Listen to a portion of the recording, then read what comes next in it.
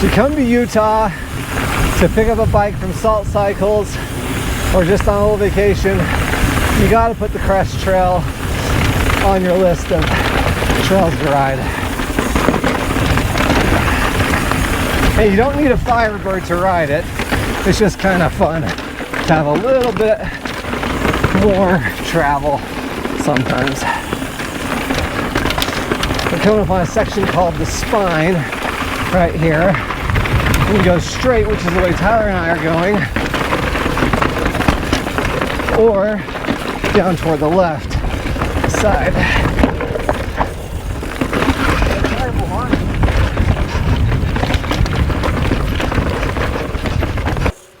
All right, so Sly Fox, driver of the Big Rack Shuttle, brings us to the top of Guardsman's Pass. We park at that little parking lot there at the Mill D parking lot, and man, it just makes this whole ride a lot easier. So this is the Wasatch Crest Trail, and we're riding it on the Firebird today. This is also going to be kind of my long-term review update of the new Pivot Firebird. In any case, you can pedal up the main road up Guardsman's Pass to get to the Crest Trail, but most people shuttle it. So I'll post a link to this this ride today down in Strava, where you can look at like how many miles it is and where we rode. It ends up being not too much climbing, maybe like 1,000 feet of climbing total, with like over 3,000 feet descent. Anyway, it's just high alpine type trail. It's one of the most popular trails in Utah for hiking. Anyway, so we took the 6 a.m. shuttle this morning, so there's less hikers on the trail as we descend, but also because we all have to be to work. Well, we have to be to work after our ride.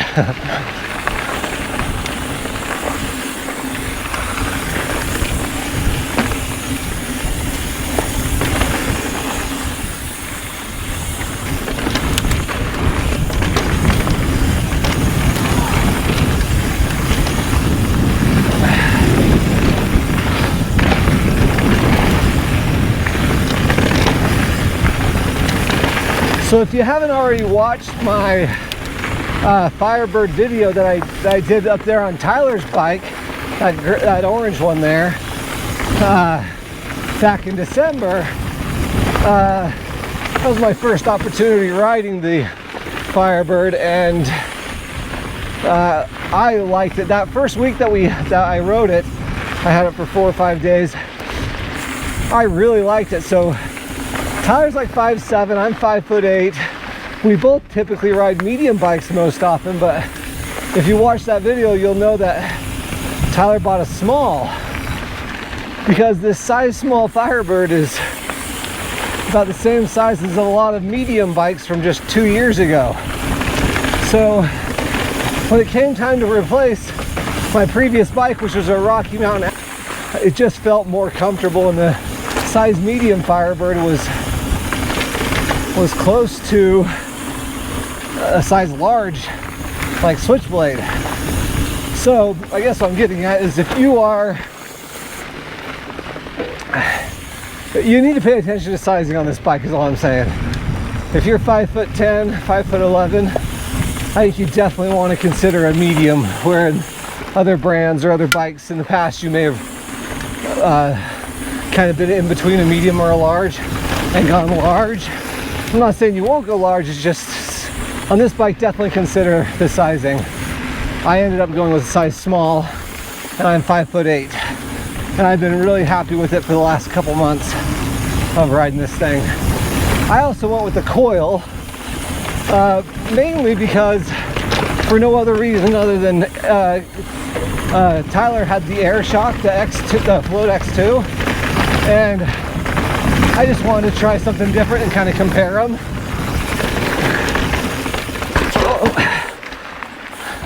Parts of this trail are a little demanding, and this is still technically the climbing section of the crest. We're going to get up to really big fire road climb here in a minute called Puke Hill. But yeah, this is technically still the climbing section, even though this is a little bit of a traverse area on the crest. And then we'll just get down to some really epic, awesome descents.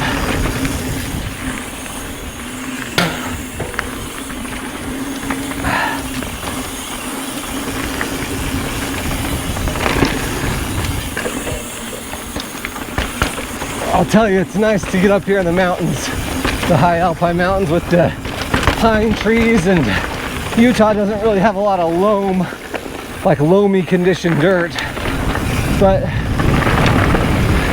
there are little sections where the feels a little loamy, because this is where you get to Puke Hill.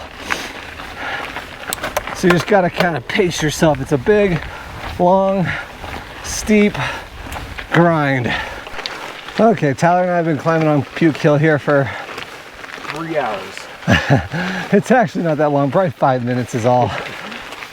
It's probably only a 500 or 600 foot climb, but it's steep. It's just on this double track road.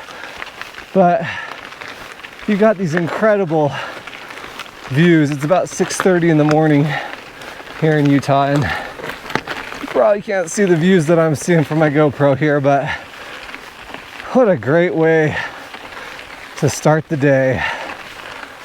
And it's like Joe Rogan says, he gets his really, really hard workout done in the morning, kills himself in his workout, so that the hardest thing he's gonna do all day is behind him.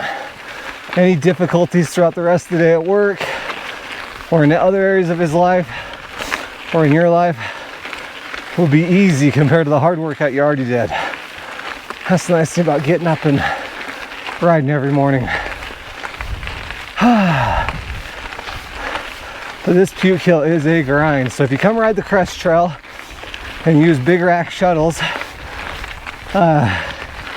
you'll still get a fair amount of climbing in, even though he shuttled you up probably 2,500 feet of the overall climb. Firebird isn't the world's greatest climbing bike. I leave this coil just in the open position the whole time. Not because it's more efficient or anything, but because it's not. But over the last years and years and years of riding, I've gotten used to just leaving my bikes open, because if I lock them out, then I'll forget on the descent. And then I gotta descend on a bike with a locked out shock, and that is not ideal. Crazy thing about the Firebird is I don't feel like it climbs that much worse than the Switchblade. For a long 165 millimeter travel bike, it climbs surprisingly well. Whew! We are almost to the top here. I'll tell you what, the Firebird's got amazing traction though. Whew! I'll just give you a quick look around up here from the GoPro. So that's looking over into Park City where the sun's coming up. Right down here is Pinecone Trail. If you ever end up riding in Park City, there's Nate and Chris making their way up the top of Puke Hill. And then this looks over into Big Cottonwood Canyon here. This is Brighton Ski Resort, and just below that is Solitude Ski Resort. Tons of good riding all through this area, and excellent skiing in the winter. My family skis just the next canyon south of here, which is Little Cottonwood Canyon at Snowbird. How was it, big guy? Wonderful, baby. Woo! Nice job, bud. Chris is riding the Revel Rascal, the purple machine. Well, you'll get to see a bunch of descending at this point in the video, but let's get a better picture here of this Firebird. One thing I love about this Firebird is how high the water bottle cage is on the bike. I've been riding an Ibis Ripmo the last couple weeks, and man, that thing is way down here. They put the bottle like down here at the very bottom. I can barely reach it when I'm pedaling. When you stop, it's not a big deal, but pedaling, gotta reach way down there. Anyway, for those of you also wondering, I think they call it green on their website. They make this Firebird in orange or green. It's kind of a grayish metallic green. I don't know if that makes sense, but I'll overlay some other pictures too. All right, a little bit more climbing and then we'll go get some descending. All right, most of the really hard climbing parts are over. Now it's like a traverse over into this Desolation Lake area, which drops into an area called Mill D. And it's just such a good descent. You'll see as we get up there on it, but this is a little traverse area. It's just so pretty and so nice to be up here. You're kind of in between Park City and Salt Lake City at this point on the Crest Trail. One other thing I'm just going to mention about the Firebird is, although it's not like necessarily a trail bike, for how long travel of a bike that it is, you know, 165 in the rear, 170 up front, it still has really good trail manners. It doesn't, it pedals still pretty well. It still is pretty easy to navigate at even these slower speeds. It doesn't have to be like full-on mock chicken speeds to have a good time. Although it, you know, obviously prefers to be going a little faster, I think. But, you know, kind of a little different than like the Yeti SB150 in that regard, or the Santa Cruz Mega Tower, which both those bikes, they're really not that fun at slower speeds. You really just need to be mobbing trail on those bikes to have a, you know, to wake that bike up and have a good time. This Firebird's got pretty good trail manners, and but when the chunky sections do come, man, you'll be glad to be on the Firebird. Some hikers here. Hey, good morning. Have fun. You too. And like I said earlier, this is one of the most popular trails in Utah. And so even though we got up here, I left my house at 4:50 a.m. to get up here. We'll still see a lot of people. Kind of chunky areas there. It sure is nice to have that coil. The back end just feels stuck to the ground, and I don't have a ton of experience riding bikes with coils, but man, it just is glued to the ground. Tons of traction.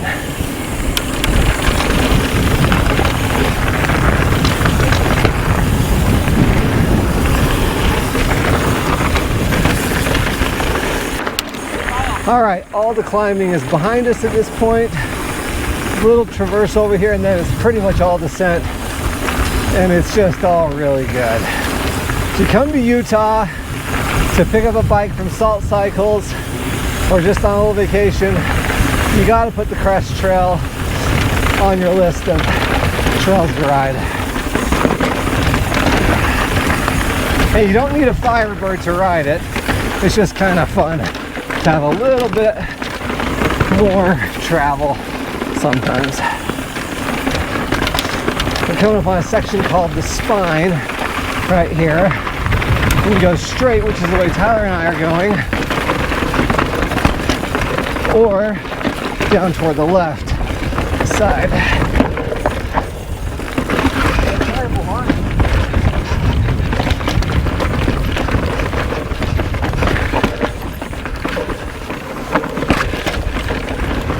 Sick. Woo! Get your heart rate going a little bit. Oh, that's so fun. Look out there into Park City. Oh, the views up here are just insane. And that's kind of a look of what we just came down up there. That's the Spine section. Too good, man. Too good. So Chris, we hang a left up here to go down to the Mill D side, correct? Or you could go right toward, is it called Hobo, or what's the other name? So the other trail takes us to the Mill Creek side. To the Mill Creek side, Mill Creek And there's Canyon. multiple trails in there. You can pop out, go down Park City, and ride the canyons. Red Pine and Surgent. You can go around and ride the normal trail that takes you over to Red Pine, or continue down to White Pine and Little Water, or Big Water and Little Water. Okay. Or you can take, after the saddle up here, about 300 yards down, if you make a little left, people call it the Meadow Trail, but I call it Hobo. It's kind of the OG name for it. Okay. Super fun. Views are insane. Meadow Trail, and that's what we did last time, right? Meadow Trail or Hobo Trail. Correct. So we're gonna go left today, which takes us down the actual Crest Trail into Mill D, correct? Or is it all the Crest Trail? The actual Crest Trail goes to Mill Creek. Oh, Mill Creek. So we will just drop off and we're doing the spine. I call this half of Mill Creek or Wasatch Crest Trail, and then we're gonna drop off and do Mill D, which is a little chundery, more fun, chunky, rocky. We pass Desolation Lake down here. Yeah. You'll often see people camping down there. It's really just a fun, secluded spot. Sick. Beautiful all right. up here.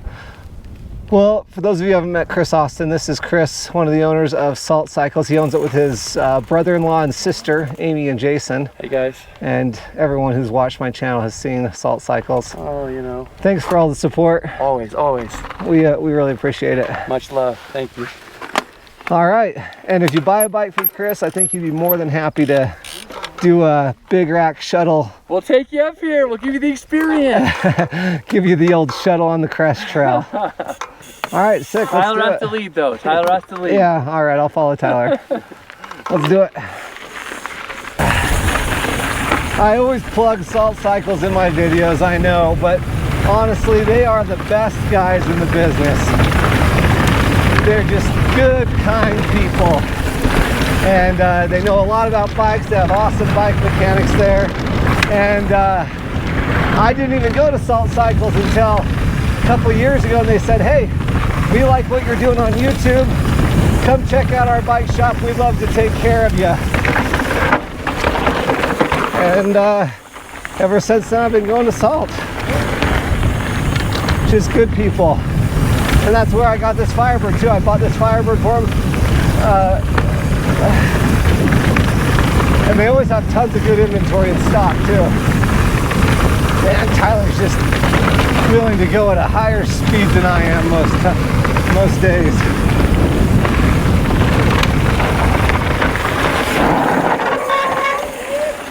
I'll tell you something about this Firebird too, is it's like dead quiet. It's a lot of fun riding quiet bikes. Woo! Man, hopefully this trail is showing up on the footage here on my GoPro, because it's got a little bit of everything on it. This section's a little surfy and chunky. It's got kind of high-speed flowy sections.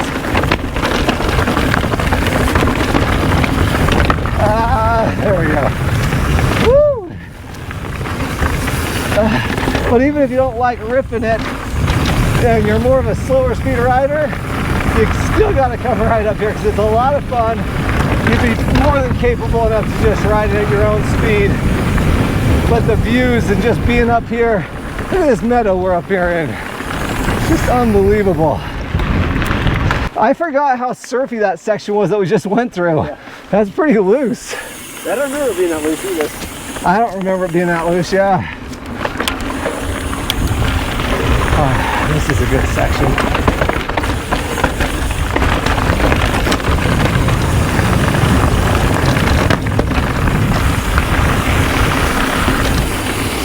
Man, being on the Firebird, you just feel like you can do no wrong. So much stability and confidence. And that's what I've enjoyed about this bike the last couple of months of riding it. It's just like, it's so easy to ride. It just makes me feel like a way better rider than I actually am. Some bikes, you know,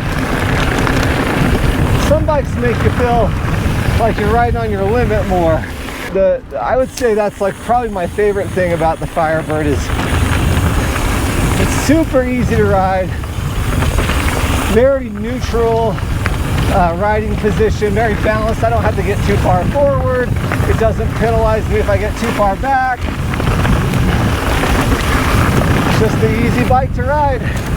Makes me feel like I'm going probably a lot faster than I'm actually going too. Or maybe not, just it soaks everything up real well. Yeah, if you're the type of guy that needs a trail bike, but still likes to go send it on high speed or really chunky stuff or ride lift service,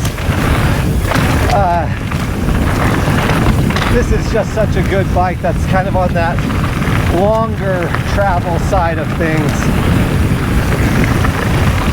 Woo!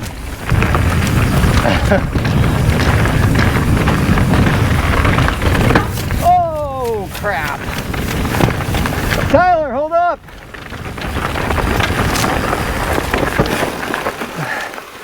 Man, I have had the worst flat. No! I'm telling you, I've had bad luck with this Firebird. Oh my heck! All right, there it is. That's all right, I'll put a plug in it real quick. All right, so I just use these little stands darts. I'll link them down below. It's just like a piece of bacon that's already kind of pre-taken care of for you. I just find where the hole is there. Let me set this other stuff down. Shove it in there like that. Then pop it out. And it kind of just seals it up like that. The end of it is just like this little, that's just the application piece for the, what they call the dart. And that's it. Bob's your uncle. Is it holding, Jason? Yeah, I think it's holding. All right, well, I've had so many flat tires on this bike, it's been crazy. Of course, because I'm riding it at higher speeds and in chunkier areas than I normally ride my other bikes, but still. Got that resolved with a little stands dart. I had Tyler film that section just so I could show you what I was doing, but nice. So I'm gonna have to take it a little bit easy because I've got 2 darts in my tire now, and I don't really want to put, whoa! Tyler's handiwork jumping trees. Whoa! I'm not really that guy. Dude, I can't believe you jumped that tree. That was crazy. Anyway, I don't really want to put a tube in my tire, so I'm hoping that darts just hold up and stay plugged. Well, I know I always talk a ton through my videos, but maybe I'll just kind of shut up and let you guys enjoy the crest trail. This is the Mill D section on the Big Cottonwood Canyon side instead of the Mill Creek side.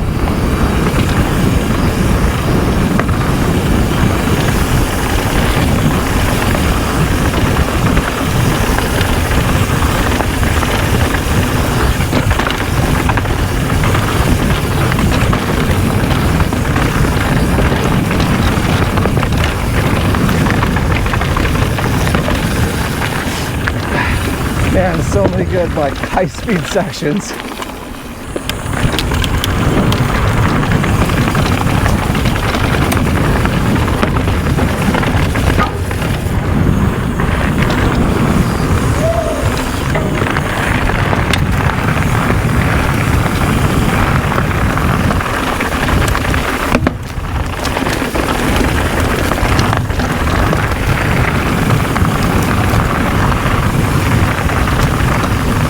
So sick. Oh, got another hiker. Okay, just 4 of us. So for those of you not familiar with bike or trail etiquette, everyone yields to horses. Hikers and bikers and runners all yield to horses. And then bikes yield to hikers and runners. Doesn't matter which direction you're going. Oftentimes you'll see situations happen exactly like what we just saw, which is, you know, Tyler pulled over and the gentleman said, no, come on through. That happens a lot. They just kind of, I think, want the bikes to get out of the way so they can get back on with their hike. But yeah, we are to yield to hikers and runners. And then downhill bikers yield to uphill bikers. But you'll almost never, it's very rare to see someone biking up this mildew section of trail.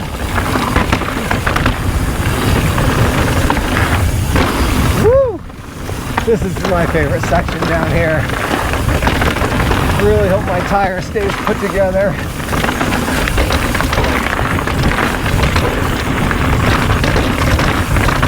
And I wish the GoPro would capture just how this trail is.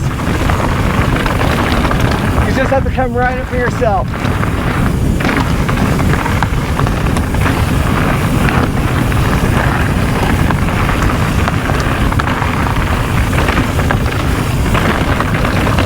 Woo! Sketchy.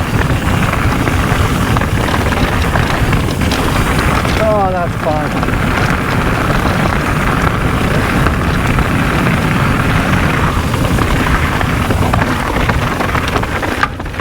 Oh boy.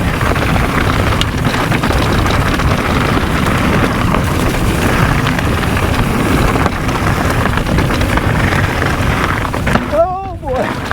I forgot about that little section.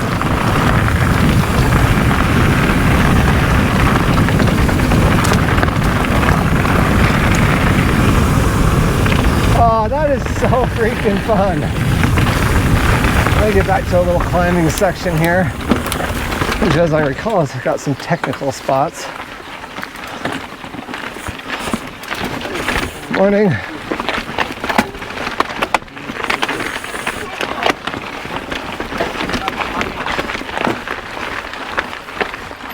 Oh, dude, this bike makes that trail so smooth. Yeah, it's so fun. That's crazy, man. Yeah, the Firebird it's got the right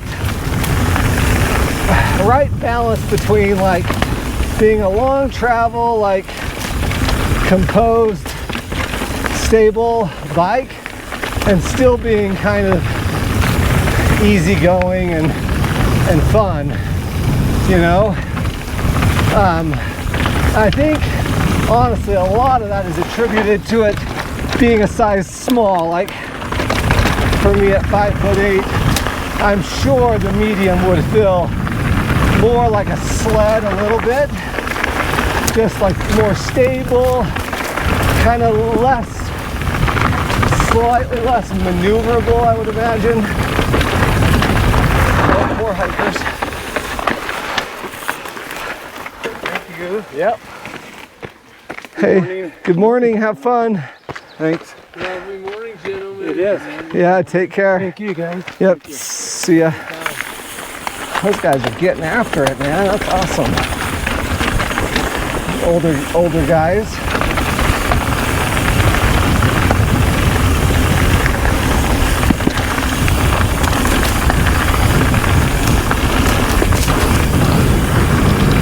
Anyway, I think I was talking about the size medium Firebird, which I sadly never got a chance to ride, but I would imagine it feels a little bit more stable.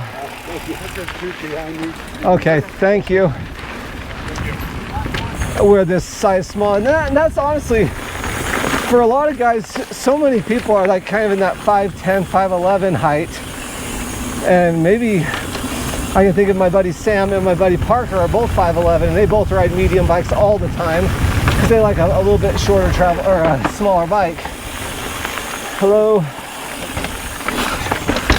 And so I'm sure a medium for them will probably feel even a little bit better, a little bit taller than me.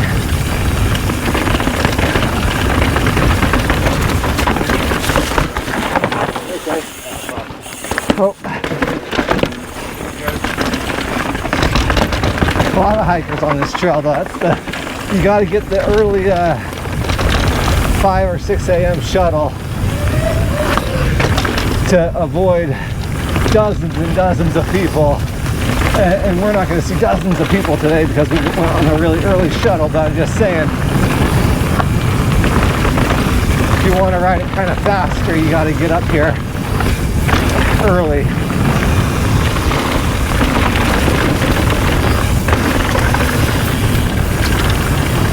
I'm also running Maxxis DHF front and rear on this bike. And despite the fact that I've had a couple flats, it's been really nice. Oh. Morning. Thank you. Good morning. How's the ride? It's great. Oh, it's a beautiful morning. Yeah, it's super nice.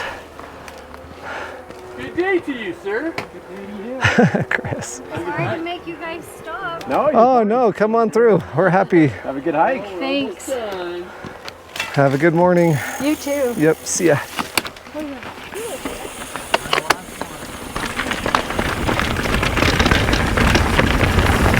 Friendly people.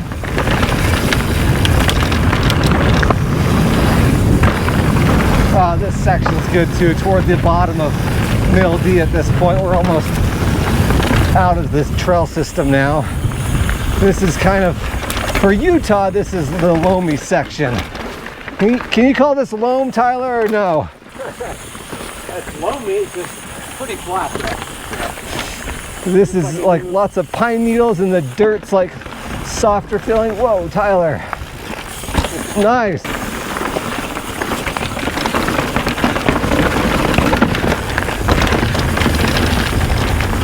Yeah, so final thoughts is the bike is super easy to ride, gives me a ton of confidence without feeling overbearing. Like it's not a Santa Cruz Mega Tower or a Yeti SB 150. It's kind of a little bit more trail friendly in my experience. I appreciate that about the bike. And it's quiet, still climbs pretty dang good.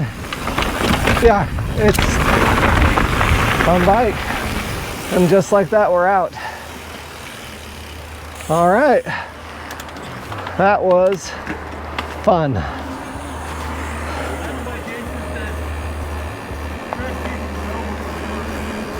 Oh yeah.